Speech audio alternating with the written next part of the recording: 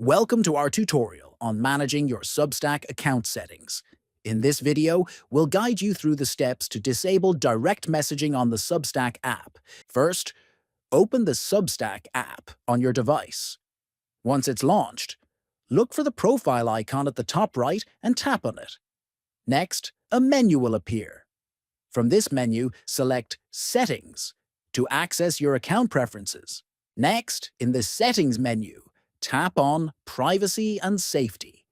Here, you'll find the option labeled Allow Requests from tap on it and select No One.